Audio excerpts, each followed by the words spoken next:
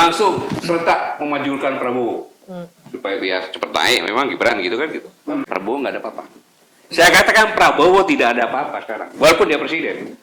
Secara lahiriah para menterinya, pejabatnya takut dengan tipikor.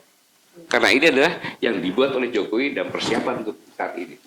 Sabotase struktural yang Bapak sampaikan dipraktekkan dengan sangat nyata oleh menteri-menteri yang turun Jokowi.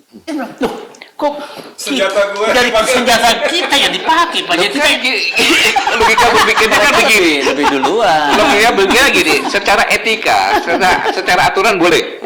Ya ini dilakukan pasti ada sesuatu dong. Mereka sudah punya skenario besar. Iya, ada skenario bener besar kan gitu. Pak Prabowo ini punya menteri-menteri yang katanya orang-orangnya dia. Saya ulangi, punya menteri, punya lembaga, punya tim apalah yang katanya orangnya dia kan gitu. Di mana mereka?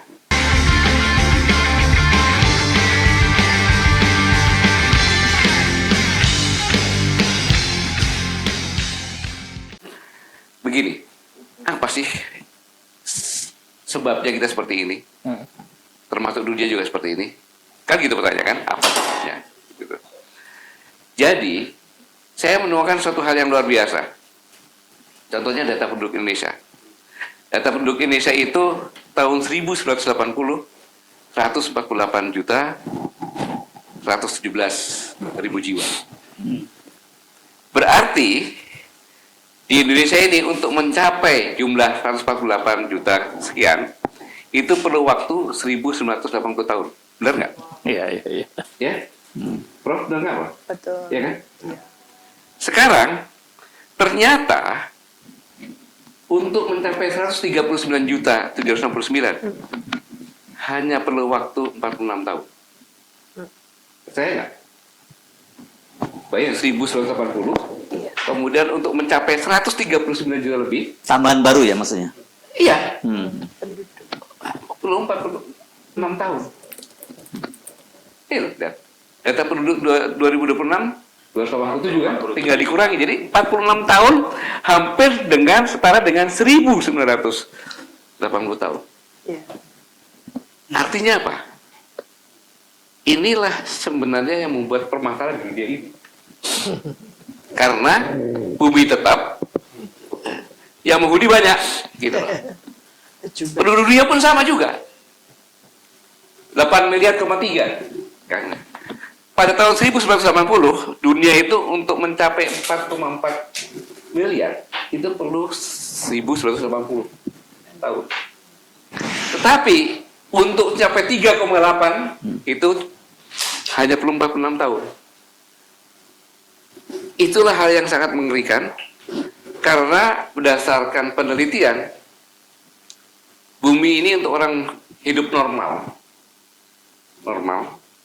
nggak ada desakan apa-apa, normal, itu antara 2,5 sampai dengan 4. Kita hampir 2 kali lipat lagi sekarang. Itulah saya hanya menyampaikan bahwa Thomas Malthus 1897 pernah 1798 pernah menyampaikan pertumbuhan hulu akan bertambah menurut geometrik atau kali-kalian, tetapi pertumbuhan kesediaan makanan bertambah menurut aritmatika. Inilah inti yang pada rapat kabinet ya, yang mengatakan bahwa pangan, air dan energi itu benar-benar akan dicari oleh banyak orang. Nah selanjutnya yang membuat perang juga sama, peak oil theory. Kick Hubbard mengatakan produk minyak mentah dunia akan meningkat sampai puncak, kemudian akan turun. Saya berikan contoh Indonesia. Indonesia ini produk tahun 1980 1,5 juta barrel per day. Tapi yang digunakan hanya 450. Sehingga kita bisa ekspor 1,1 juta. Jadi benar-benar negara minyak waktu itu kita kan. 80 bagi. Bonanza ya. Iya. Tapi ketika sekarang ini produk kita cuma 608. 48 ribu barrel per day. Kan 2025 tahun kemarin yang digunakan konsumennya ada 1.600.000. Jadi kita harus impor, kalau tidak ekspor kita harus impor 1 juta. Ini permasalahan yang mendasar di negeri ini, dan inilah bukti bahwa peak oil theory itu benar-benar terjadi, dan inilah sebenarnya permasalahannya. Di Indonesia aja produk turun 61%, ya kan? Kemudian konsumen naik 292%. Ini sebenarnya permasalahan, dan ini bisa dibuktikan bahwa cadangan minyak di Indonesia itu kalau tidak ada yang baru hanya tinggal 9-10 tahun loh. Jadi kalau sekarang 2026, tahun 36 lagi, kita bisa full harus impor. Produksi minyak dunia 166,30 juta barel per hari. Saya tidak nyampaikan ke konsumennya karena mereka memproduksi berdasarkan konsumen karena menjual minyak ini kan gitu. Nah, ini yang saya tidak bosan-bosan mengingatkan bahwa konflik di dunia ini semuanya itu berdasarkan itu. Libya, Mesir, Irak, Kuwait, Syria, Yaman, Kongo, kemudian Sudan, dan Nigeria. Kemudian pada tahun 2015 saya bertanya, kenapa Ukraina penghasil minyak besar kok tidak perang? 2014 saya bertanya itu, dikelilingi santai, kenapa ini? Ternyata perang juga sekarang kan. Karena dia 10 juta barel per hari, gitu. Kan besar ini kan. Itulah makanya sekarang diperebutkan benar-benar gitu, Ukraina. Ini sebenarnya yang mendasar kondisi sekarang, termasuk dalam negeri kita seperti itu sebenarnya. Jadi konflik itu 80% karena minyak, di mana minyak begitu habis nanti ya ke situ. Nah, kemudian sekarang yang katakan perang kita di Arab Spring ya, kemudian memperebutkan minyak, itu nanti akan bergeser ke sekitar ekuator yang diperebutkan pangan, air, energi, dan finansial. Gitu. Dan itulah sebenarnya ancaman nyata kita. Nah, nanti saya jelaskan kenapa kok ini menyangkut, karena semua yang terjadi sekarang itu ya ini sebenarnya dibuat seperti itu. Gitu. Nah, dan yang lebih mengerikan lagi, tapi juga bisa sebenarnya menguntungkan, saya membuat suatu istilah, kita hidup di the winning region. Yaitu ada India, Cina, Thailand, Malaysia, Filipina, Brunei, dan sebagainya. Itu adalah 43,1% dari jumlah penduduk dunia. Berarti itu marketing. Pasar gitu kan itu. Market. Dan penyangganya kita. Kenapa? Kita punya selat di mana 82% ekonomi mendapat itu. Kita punya laut, di mana laut ikan-ikan tempat kita itu kalau dia sudah mau kawin ke situ. Iya, karena cari yang hangat. Habis itu dia pulang lagi melahirkan di tempat lain, tapi kawin situ. Jadi benar-benar luar biasa. Dan tempat ekuator ya tempat segala macam ini ada. Nah. Dan pada tahun 2030 jumlah penduduk dunia itu 8,5 miliar jiwa, dan 7,7 yang tinggal di luar ekuator, yang tidak selengkap apa-apanya ada ekuator. Bercocok tanam pun nggak bisa seperti ekuator, ada liburnya musim salju dan sebagainya. Dan yang tinggal di ekuator hanya 815 juta. Bayangkan kalau yang 7,7 miliar itu bergantung hidupnya karena pangan, energi, dan air terhadap yang tinggal di ekuator. Itu juga merupakan ancaman nyata karena kita di ekuator. Ini sebenarnya yang terjadi. Nah, dari inilah maka saya ingin menjelaskan sedikit apa sih cognitive warfare. Perang kognitif. Ya, perang untuk mengendalikan cara orang berpikir, merasa, mengambil keputusan.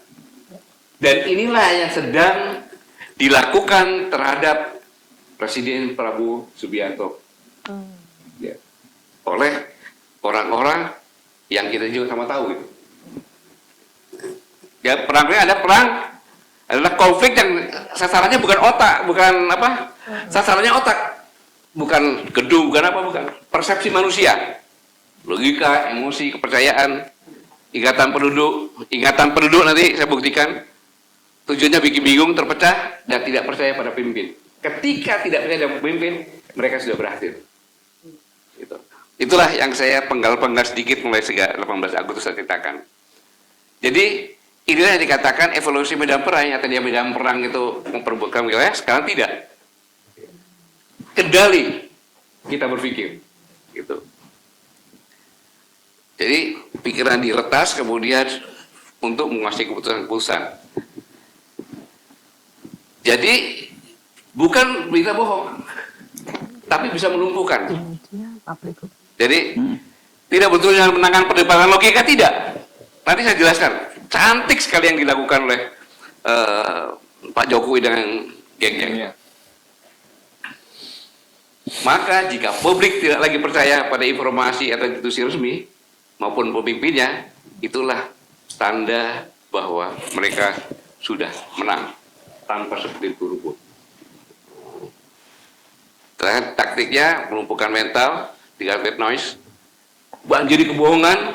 Kalau perlu menggunakan AI kan, bahasanya ini bahasa ini sepertinya benar-benar.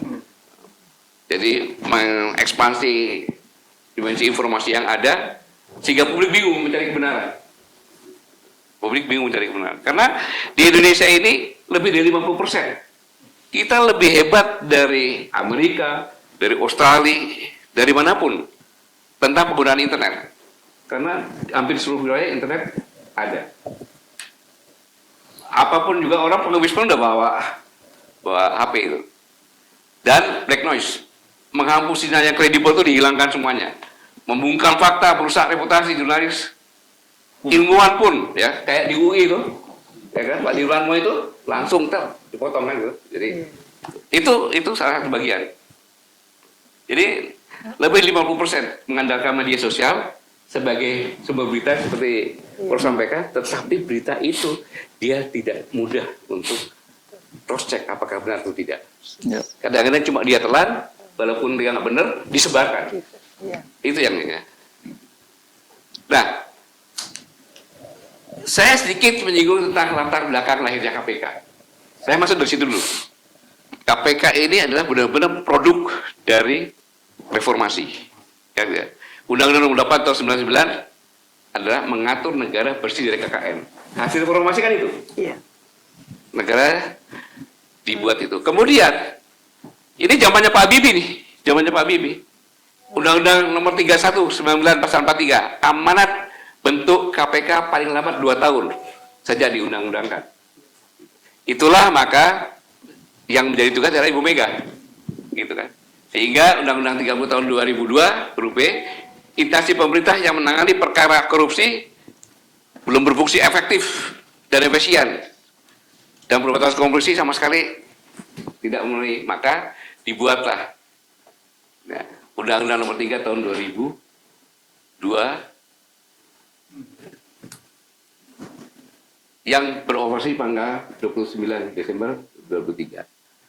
Undang-undang ini adalah merupakan KPK dibentuk karena korupsi sudah menjadi budaya dan darurat pada saat itu. Polisi jadi polisi, jaksa nuntut jaksa, kapan sampainya kan? Kasus besar mana ke BLBI, Bang Senturi dan lain-lain sebagainya lagi gitu. Nah, maka KPK adalah anak kandung reformasi. Kita semua sepakat itu kan? Iya. Tapi, ya, karena tujuannya satu, dia independen. Kemudian bebas dari kesalahan manapun, bahkan penyidiknya pun sendiri, lembaga ekstraordinari, ya, untuk mencapai lawan kejahatan luar biasa. Kemudian tugasnya mencegah, mengkoordinar, monitoring, supervisi, penyidikan, penuntutan sampai eksekusi. Luar biasa itu KPK. Ya. Tetapi Jokowi punya rencana yang sangat luar biasa. Dia bungkam dulu kampus. Gimana dia bungkam? Dengan mengeluarkan Permendikbud 85 tahun 2017 bahwa pemilihan rektor menteri punya 35% suara. Maka hampir dikatakan semua perguruan tinggi negeri rektornya adalah orang pemerintah karena pemerintah punya 35% dari suara-suara dekan. Itu yang dia pegang dulu. Maka mahasiswa bilang, ya kamu silakan demo, cuma sehari pulang ya, besoknya tidak pergi lagi itu. Ya kita bisa lihat Gajah Mada lah, kan gitu. Itu. Ini yang langkah yang sangat brilian untuk melaksanakan perang konflik tadi. Nah, kemudian perhatikan, KPK ini untuk keamanan dia dan gengnya diamputasi. Undang-Undang Nomor 19 tahun 2019. Bahasa sopannya revisi Undang-Undang KPK. 17 September 2019 DPR mengesahkan dan 17 17 Oktober 2019 ditandatangani Presiden dan berlaku. Artinya apa? Tinggal 3 hari lagi pelantikan Presiden. Ini senjata ampuh untuk perang kognitif yang didesain Pak Jokowi. Saya sebut aja langsung Pak Jokowi. Nah, padahal 20 udah pelantikan. Nah, dengan ini maka berusaha untuk membuat pasti dengan dia mutasi, pasti KPK ini akan hancur dia. Satu, KPK orangnya Jokowi, ya kan, karena dipilih arah masuk dalam eksekutif, ya kan. Kemudian ada Dewan Pengawas, ketuanya Presiden sendiri, yang tadinya kalau dia mau menangkap OTT harus lapor dulu, penyadapan harus lapor dulu, pasti dia akan jelek, gitu. Iya. Masuk eksekutif, kemudian penyidik independen, harus ASN, ya kan, atau Polri, sehingga nanti kayak novel itu kan, digagengnya kan, sebuah tidak lulus katanya kan. Tadinya penyadapan bebas, harus izin Dewan Pengawas, ya bocor. Kemudian dulu tidak punya SP3, nggak ada itu. Sekarang 2 tahun bisa di SP3. Ada Dewan Pengawas 5 orang, dipimpinannya Presiden langsung. Kemudian penuntutan mandiri, harus koordinasi dengan kejaksaan. Pegawainya ASN sekarang, masuk ASN semuanya. Itulah KPK. Apa yang bisa kita harap? Nggak bisa dengan demikian. Pelemahan sistematis sekali. Karena alasannya kalau nggak gitu, dia sering konsumsi politisi dan aparat kan. Nah, yang tadinya KPK itu anak kandung reformasi, sekarang menjadi anak haram reformasi. Anak kandung Jokowi. Iya. Anak kandung Jokowi. Diadopsi. Iya. Akhirnya apa? Akhirnya apa? OTT turun. 2018 30 OTT, ya kan? 2021 cuma 6, 2022 cuma 10. Disitulah mulai pembusukan OTT, ya. Pembusukan KPK.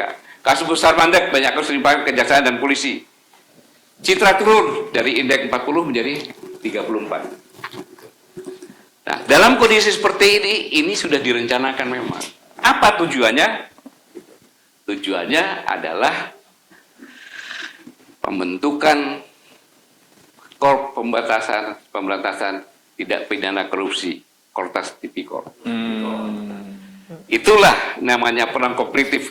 Ya biasa-biasa saja. Orang melihat nggak ada. 5 hari sebelum lengser ya? Iya, dibuat 5 hari sebelum lengser. Ini apa? Senjata rahasia, senjata pusaka yang ditanamkan, bisa juga sebagai bom waktu.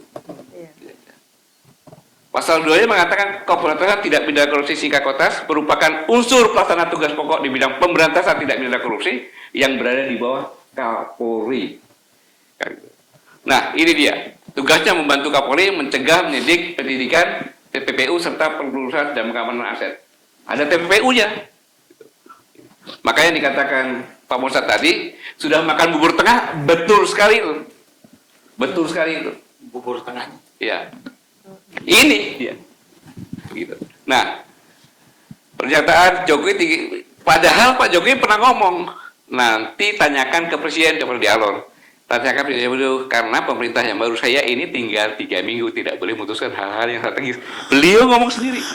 Kemudian 3 Oktober juga ditanya soal pemekaran Kecamatan Pantar dari kabupaten, dijawab tidak boleh putuskan karena strategis.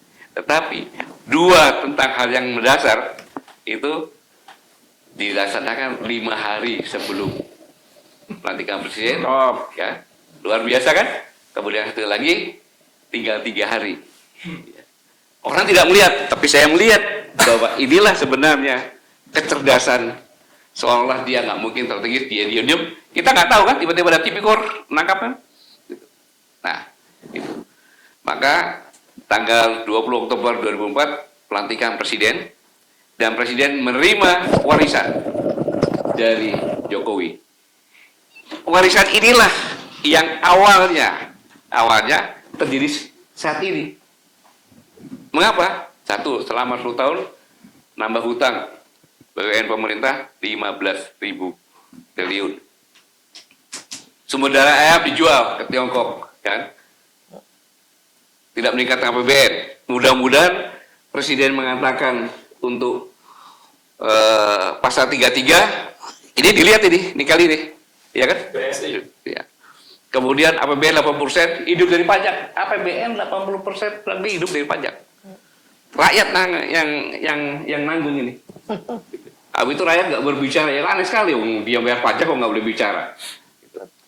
Pajak proyek perangkat, ada 4 bandara, ada waduk juga. Kesenjangan sosial antara semiskin itu semakin tajam. Kemudian ini juga proses permiskinan yang sangat luar biasa yang tidak terlihat. Judi online. Iya. Tahun 2017 omsetnya hanya 2 triliun. Tapi 2023 hanya 6 tahun menaik jadi 350 triliun. Artinya apa? Yang main judi online siapa sih? Menengah ke bawah. Proses pemiskinan, karena orang miskin gampang diatur. Gitu. Kemudian selama 1 tahun korupsi lebih besar 100% dari semua presiden yang ada.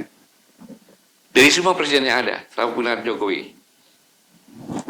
Kemudian banyak pendiaman penguasa tertinggi urusan korupsi. Sengaja pejabat-pejabat yang korupsi dibiarin, tapi kayak, lu udah korupsi nih. Nggak dulu tinggal masuk. Ya. Akan gitu. Kemudian beras Indonesia naik lebih mahal 20% dari beras internasional.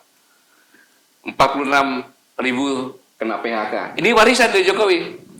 Tingkat pengangguran tertinggi di ASEAN, angkanya 5,2%. Dan selanjutnya 9,89 juta Gen-Z di Indonesia nganggur. Dan kelas menengah banyak jatuh miskin. Ya, kelas menengah itu hidup Jokowi. Bahkan kalau yang namanya resesi tidak boleh ngomong, itu Bank Dunia yang mengingatkan ada ancaman resesi kita gitu. Bank Dunia. Nah, kemudian agak sedikit menukik nih. 21 Oktober 2004 pelantikan menteri. Presiden Prabowo dengan gagahnya nunjuk menteri-menteri kan, kamu akan jadi dipanggil semuanya orang-orang ini ya kan. Tiba-tiba dipanggil lah ke Solo. Ya. 15 Oktober. Dikasih nama 17 menteri dan lain-lain. Pers jabatannya Ya. yang sangat strategis. Tahu Jokowi, Prabowo itu orang yang sangat menghormati atasannya.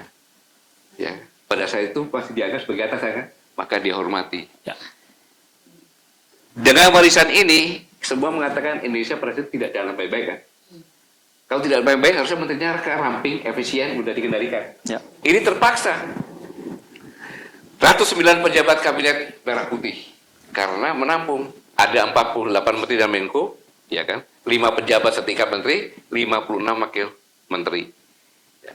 Yang pernah menjadi menteri Jokowi ada 33 orang. 17 orang menteri dan Menko itu semuanya jabatan-jabatan strategis. Ya. 4 orang pejabat tingkat menteri, 12 wakil menteri. Makanya dibawalah sama presiden ke Magelang untuk menyamakan persepsi fiksinya kan itu. Tetapi 17 menteri ini pasti di briefing oleh Jokowi punya tugas dan misi. Nanti akan lihat tugas misinya. Dan yang paling berbahaya belajar dengan zamannya Pak Harto. Karena Pak Harto menyatakan turun ketika menterinya semuanya meninggalkannya kan. Ini pun bisa menjadi bom waktu yang terakhir. Ketika terjadi demo, menterinya 17 menteri pergi semuanya, kepercayaan publik tidak ada. Presiden udah tinggal 5 menteri, lu turun aja. Inilah yang membuat presiden sudah mulai goyang ini. Ya. Independen untuk mengambil keputusannya, Ya. tidak di tangan sendiri gitu. Dan mulailah yang saya katakan sabotase struktural. Tadi Pak Edi ngomong, Pak Yani juga ngomong, ya kan? Terpaksa saya jelaskan lagi. Bu Sri Mulyani, ya kan? Januari 2025, ya kan? Berlaku kenaikan pajak 12%. Dirancang, ditetapkan pada Presiden Jokowi. Tapi yang melaksanakan Prabowo, ya protes lah tiba-tiba jadi presiden kok naik. Belum kerja apa-apa. PPN. Untung dianulir saja barang-barang mewah saja kan gitu. Heboh temukan pagar laut. Presiden bilang bongkar. Menterinya Jokowi bilang tidak sebagai barang bukti. Pembangkangan dong, ya kan? Berarti ada apa ini? Kan gitu. Akhirnya besoknya ditegur baru. Ya, Formal turun. kan gitu. Itu pun cuma gitu aja. Menteri SDM, gas melon 3 kilo tidak boleh beli kan? Ya nggak? Iya. Nggak boleh pengecer. Ngecer nggak boleh. Dia tahu ini ada kehidupan yang paling fatal untuk masyarakat bawah, pedagang UMKM. Dia buat seperti ini, aja ribut, antri. Orang ngomong presidennya apa-apaan nih? Baru jadi presiden, kita bukannya bikin susah, bikin gampang, malah bikin susah. Bahlil. Kenapa dia? Dia sangat berhutang. Ya. Kalau tidak ada Jokowi, nggak mungkin dia jadi Ketua Golkar, nggak mungkin jadi menteri lagi. Ya. Buktinya apa? Ketika salaman, terlihat jelas kok nyalamin Prabowo, berdiri tegak dia. Begitu jawaban Gibran, cium tangan. Jelas nih. Gibran loh, bukan Jokowi. Kalau Jokowi cium kaki ya. Ini sabotase ini. Gawat. Februari 2005, publik dibukakan bensin oplosan. Sabotase lagi. Siapa? Orang Jokowi juga. Kayak gitu.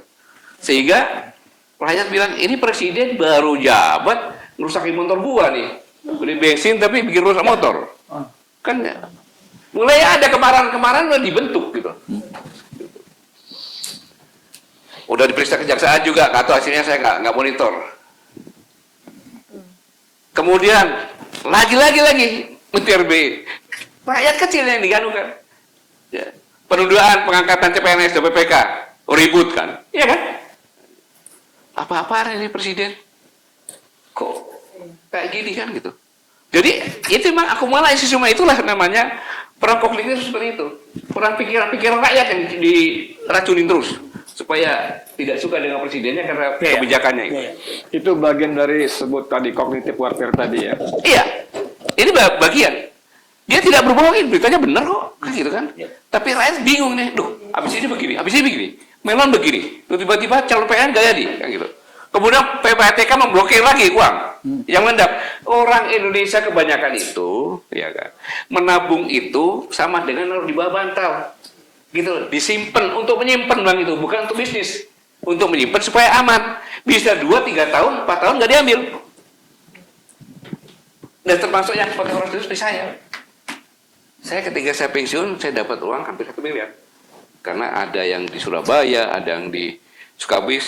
Karena saya orang pokoknya kerja nggak tahu itu, dia saya tinggalin BRI, Pak. BRI ada kumpul-kumpul aja dengan bunga-bunga berbunga. Jadi sifat orang Indonesia itu nabung itu bukan untuk bisnis, untuk menyimpan uang. Nah, ketika diblokir, ada keperluan mendadak, dia bingung, nggak bisa. Akhirnya apa? Orangnya ternyata negara menghambat akses uang saya. Negara merampas uang rakyat. Negara yang dikatakan siapa ya presidennya, kan gitu. Menghambat akses uang rakyat, presidennya. Legitimasi terhadap pemerintah yang baru berjalan dipapras.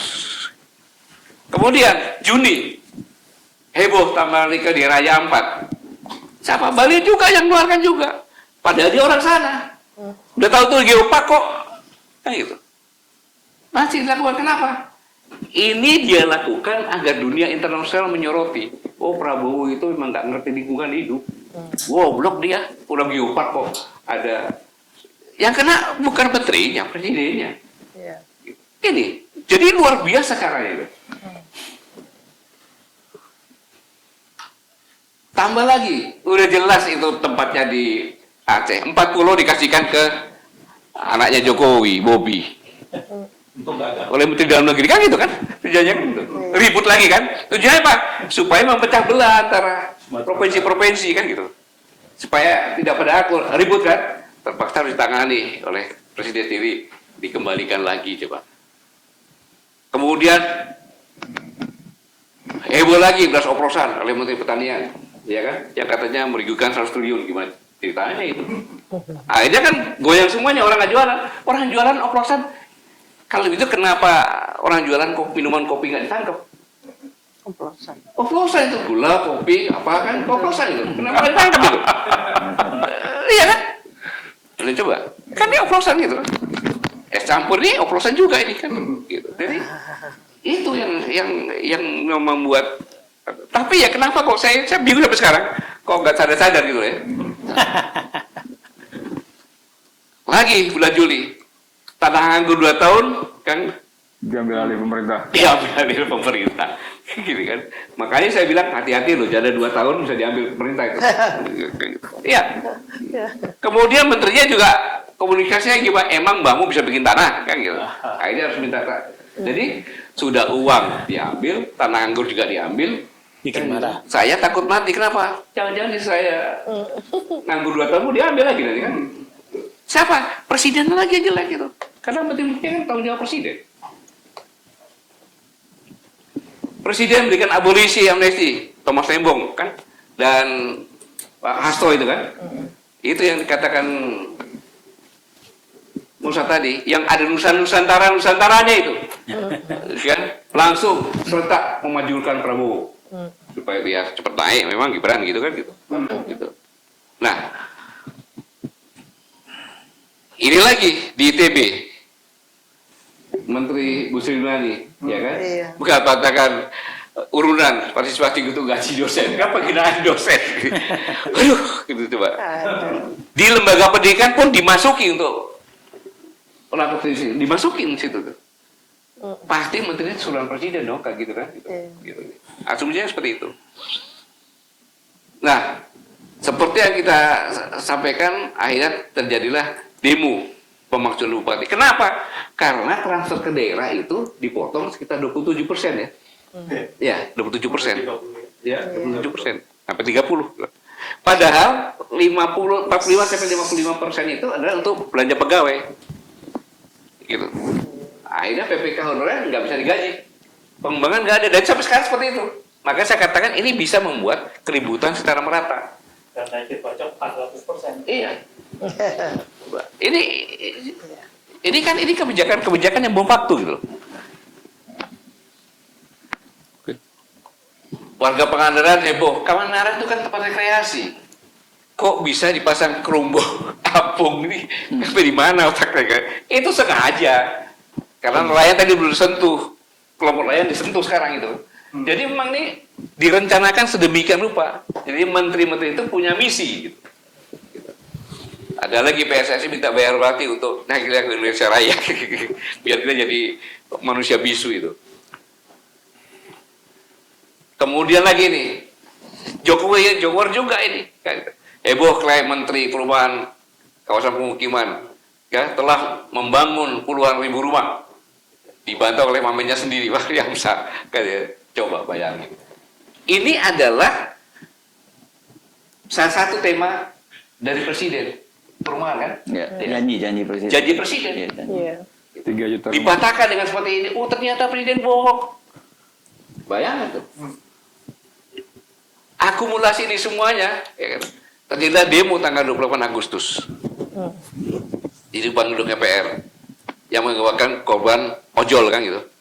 Terus tanggal 29 solidaritas penuntut reformasi Polri dan perlindungan hukum. Kan gitu kan?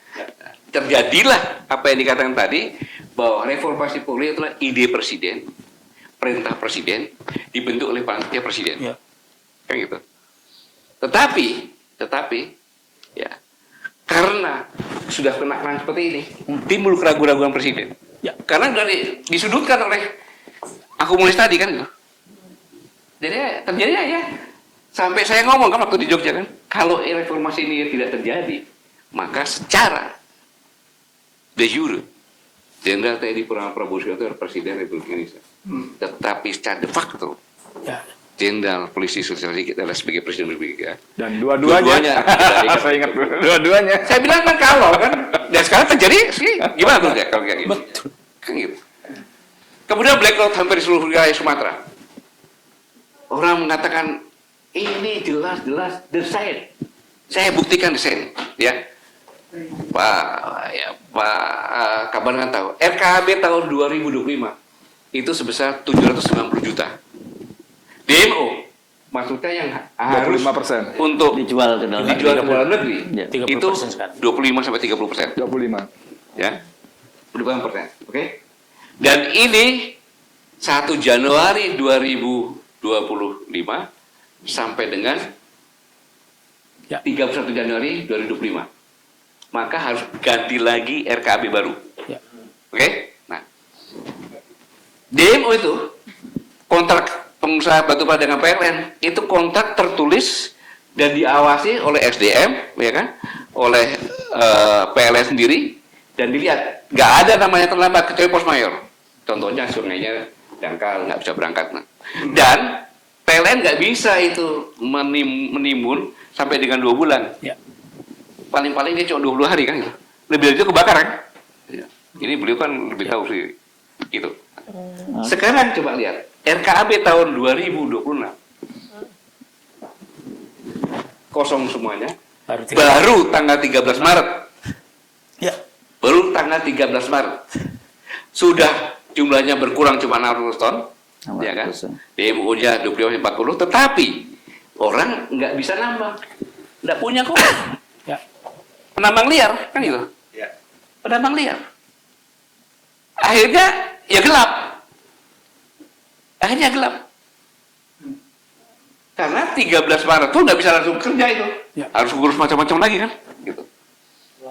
Ini siapa? Menterinya siapa? Balik lagi. Orang ngomong presiden nggak bisa mimpin. Masa hanya nggak pernah gelap kok jadi gelap? Sabotase. Sabotase ini. Pasti dikasih uang. Jadi Prakokret itu bukan berita bohong, tapi berita yang benar-benar, tapi yang melumpuhkan. Ya. Ya. Tidak bertujuan, nggak usah menangkan logika, nggak pakai menangkan logika lagi. Tidak ada membuat masyarakat ragu, lelah, sinis, terpolarisasi, kegelagapan, dan jika publik tidak lagi percaya pada informasi atau institusi resmi dan tidak percaya lagi kepada pimpinan, mereka sudah berhasil. Pak Gatot, sampai situ saya mau tanya. Ini kan polanya seperti mencoba mengulang 98. Pertama, disebarkan berbagai macam narasi, pemerintah nggak becus. Khususnya Prabowo brengsek, ya kan? Sehingga rakyat ini dimarah. Nah, dan tadi sebut dengan kognitif PR tadi. Nah, ketika marah itulah diharapkan terjadilah huru-hara segala macamnya. Nah, saat itulah pinjam istilah beliau SOP mengambil alih di tikungan, ya kan? Nah, pertanyaan saya sebagai seorang presiden yang dilengkapi dengan semua perangkat sumber daya, informasi berbagai macam intelijen segala macam, mosok iya nggak ngerti, nggak baca ini, gitu loh, sampai meledak tanggal 28 Agustus kemarin. Kedua, khusus beberapa nama kayak itu kan sangat fatal, sangat bahaya sekali ya. Bahlil, Tito, itu kan bahaya sekali tuh. Kalau Tito itu kan dengan Aceh itu kan bisa disintegrasi ya, sampai Mualim gubernurnya bikin surat terbuka, pulau kami, kehormatan kami, gitu kan ya. Bahasanya sangat bagus sekali, santun tapi penuh dengan ancaman dan tekanan. Nah, pertanyaan saya tadi saya ulang lagi, masa sih Prabowo nggak ngerti gitu loh. Dan puncak gemesnya tadi ketika Bang Syed mengatakan ini bubur panas di depan mata, tapi dia terlalu lambat, jadi dingin, bahkan dia sekarang dimakan balik gitu loh. Ini gimana ceritanya? Jadi gini, boleh dong saya apa yang sampaikannya pemikiran saya kan di saya. Analisa saya bahwa Presiden Prabowo hidup di sound chamber, Oh, Oke. ya kan? Oke. Jadi isinya, wah Bapak itu hebat, Bapak visioner. Kamar Bapak doang, akan mengungkit sejarah. Siapa? Gitu. Ya. Dikelilingin oleh orang-orang itu semuanya. Jadi dia merasa bakal keluar, saya yang paling benar. Kayak gitu. Ketika dia tahu, masalah Jogja tahu loh itu. Kita bilang Jogja tahu kan? Nggak tahu. Tapi aneh. Harusnya belajar sama Cina. Kerajaan Cina itu, kalau namanya sabotase, diingatkan sabotase, Wah. 3 turunan habis. iya. 3 turunan. Pertimbangannya Pak, lebih baik turunan itu dihabisin daripada pertumbuhan darah besar. Kan gitu. Nah ini kalau ini terjadi, kan? Ini terjadi. Apa yang terjadi? Pergantian pemerintah kejalan, rakyat yang sengsara. Gitu loh. Nah, kita bicara seperti ini kan tujuannya supaya sampai diingatkan. Dia lebih parah lagi. Lebih parah lagi. Ya. lebih parah lagi. Ini saya ceritakan. Ya.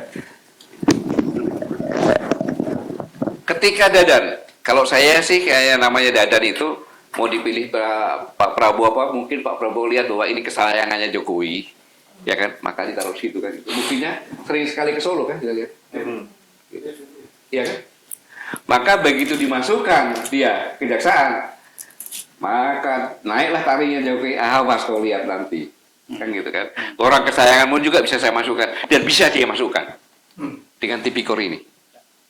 Kontak. Ya? Kontak lah kok. Itu, kontak lah. Dia bayar kontak ya. Masuk situ kan itu. Dengan perampasan aset. Nggak, saya tidak bicara masalah hukumnya ya. Perampasan aset lewat pengadilan apa enggak saya nggak tahu itu.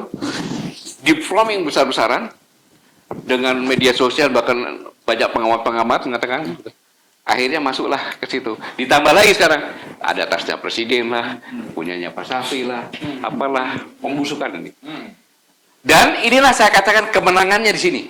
Saya harus katakan kemenangan mutlak. Menang mutlak. Kenapa sekarang? Semua pejabat takut dengan tipikor. Semua pejabat takut dengan tipikor. Ditipikorkan lagi nanti kan? Ya kan? Pengusaha juga takut dengan tipikor. Artinya apa? Kekuasaan ada di sana. Prabowo nggak ada apa-apa. Saya katakan Prabowo tidak ada apa-apa sekarang, walaupun dia presiden. Secara lahiriah, para menterinya, pejabatnya takut dengan tipikor. Karena ini adalah yang dibuat oleh Jokowi dan persiapan untuk saat ini. Saya ulangi, ya kan? Yang menang adalah Jokowi, kan? Dengan tipikor ini, dan semua orang akan takut. Menterinya Jokowi takut, menterinya Prabowo takut, semua. Dibuat tipikor gimana coba? Tetapi ingat, jurisprudensi bisa juga masuk sebelahnya mana rumahnya Pak Prabowo di Kertanegara, dibongkar, ada diekspos ini uangnya Prabowo apa? Di-framing Prabowo korupsi, iya kan? Bisa terjadi. Ini bisa makan tuan. Sudah diingatkan, ya kalau dibiarin lagi, kan gitu. Kan seharusnya logika berpikir saya kan berubah jadi Panglima aja nggak selesai kan gitu. Tapi coba apa yang lulus Mas Edi, iya lulus cepat. Mas Edi, kira Prof juga. Ini adalah momentum bagi Presiden Prabowo. Momentum. Momentum. Kalau ini memang ini rencana saya. Saya lakukan seperti rencana saya supaya korupsi bisa ketangkap semuanya. Maka karena yang membuat gaduh ini kan antara kejaksaan dengan kepolisian kan.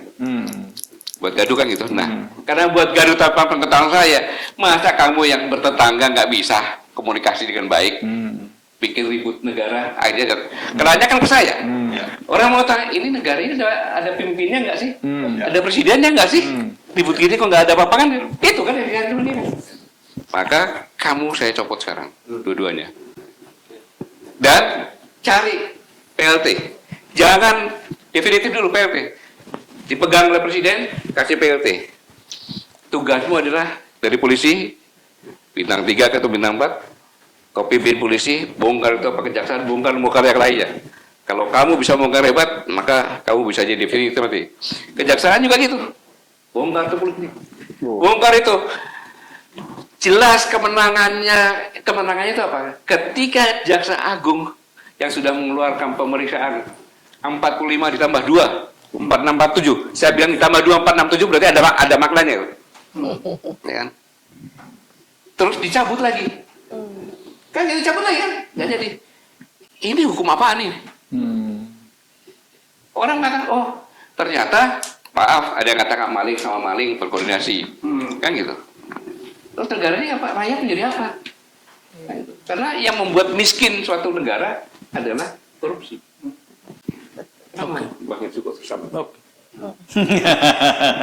Ya. Kan itu. Inilah yang katakan jika presiden sudah diingatkan dengan bentuk seperti ini dan indikasi-indikasi yang ada, kan membiarkan. Sejak reformasi Polri, Kapolri sudah melakukan pembantahan. Jelas itu. Iya, jelas. Berulang kali seperti ini kan gitu, sama juga. Nah, ini kok belum ada reaksi apa-apa. Apa yang bisa kita harapkan? Mudah-mudahan sekarang ini sedang merenung berkomunikasi seperti kebiasaannya Pak Kaban kan, merenung dulu dengan komunikasi dengan diri, habis itu terakhir dengan komunikasi dengan Tuhan, dengan doa maksudnya kan.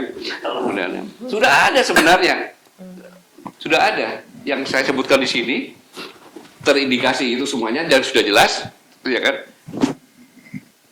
Presiden harusnya tanya kan, mana surat yang harus saya tanda tangani? Jangan-jangan kelilingnya udah dibayar.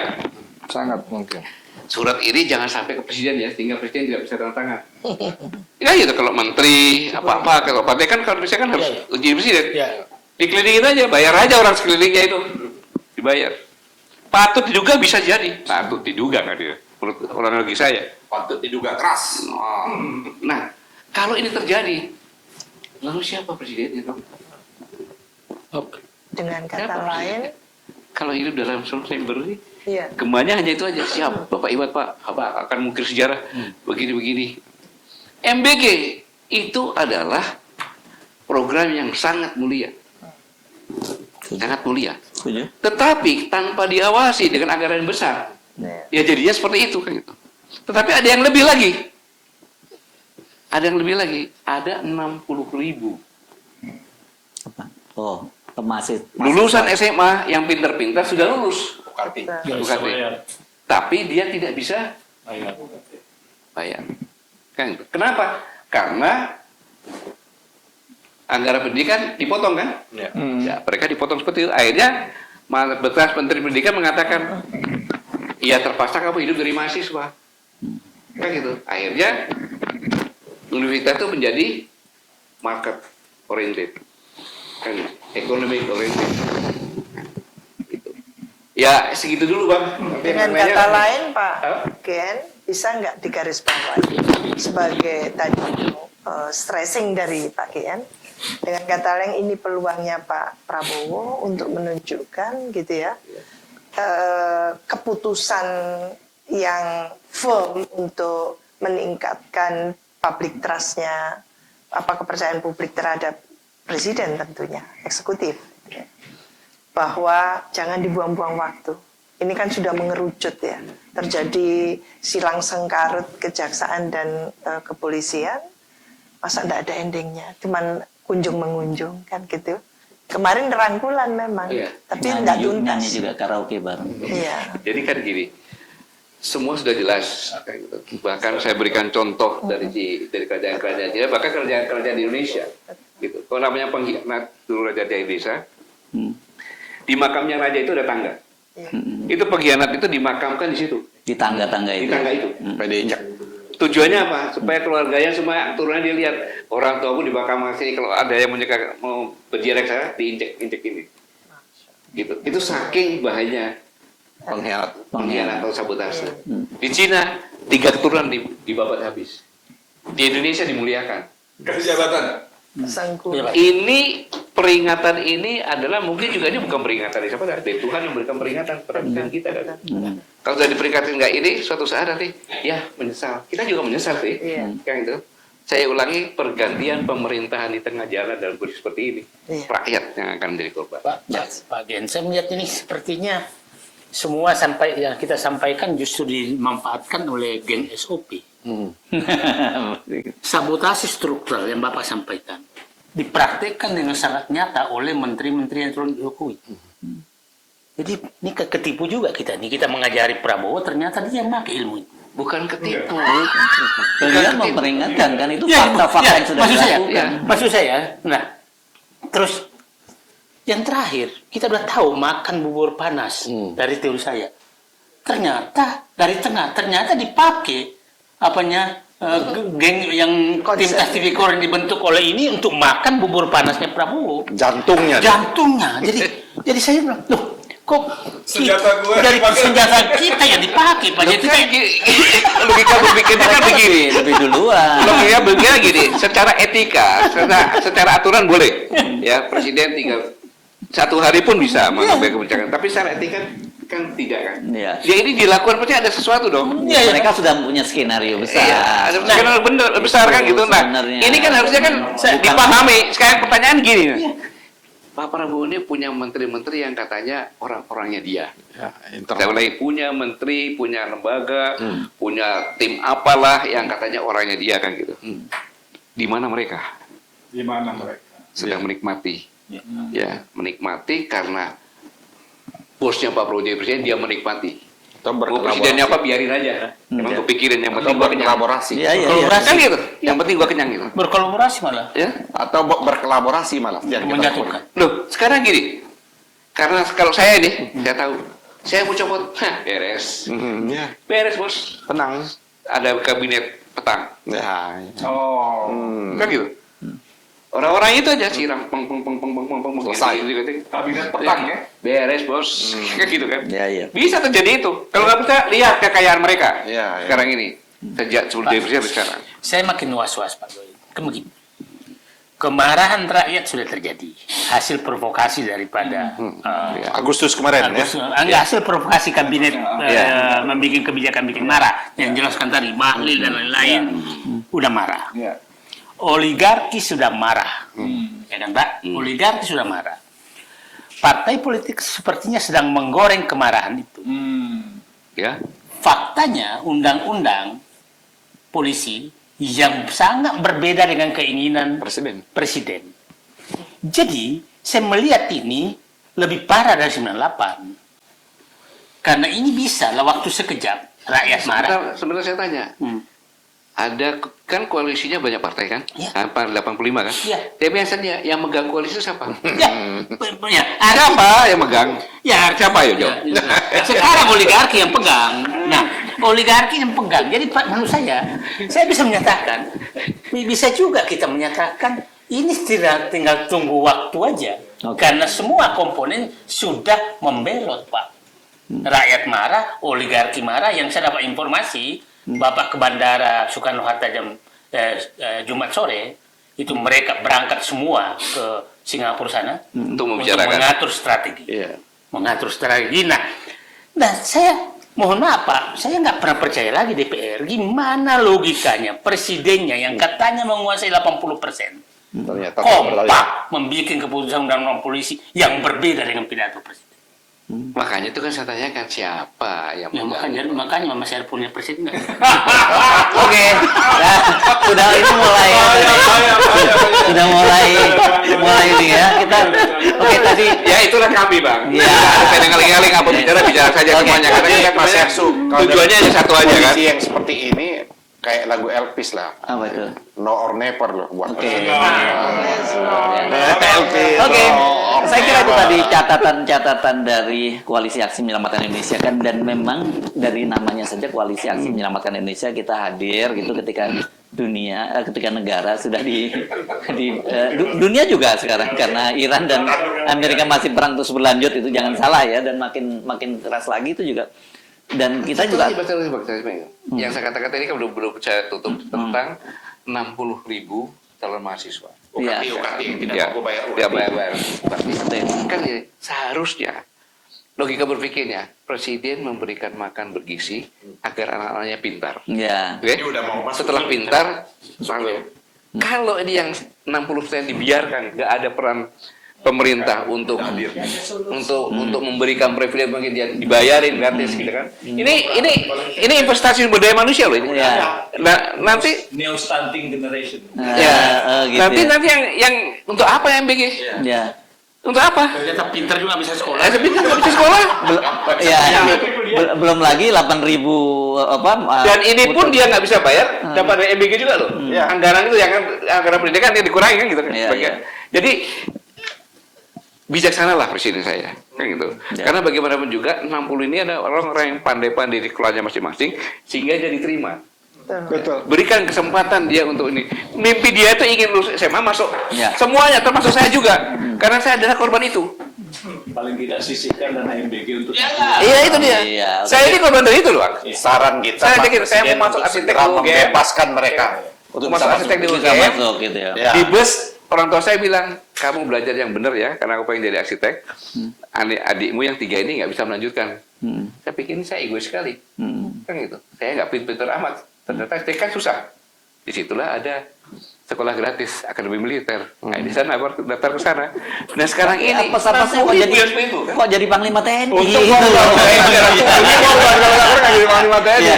Oke, saya close di sini karena nanti kalau ini kemana-mana nih Iya, arahnya oke, ya oke. cukup biar ini kan gongnya pada Pak Gatot ya, jangan dimentahkan lagi. Ya.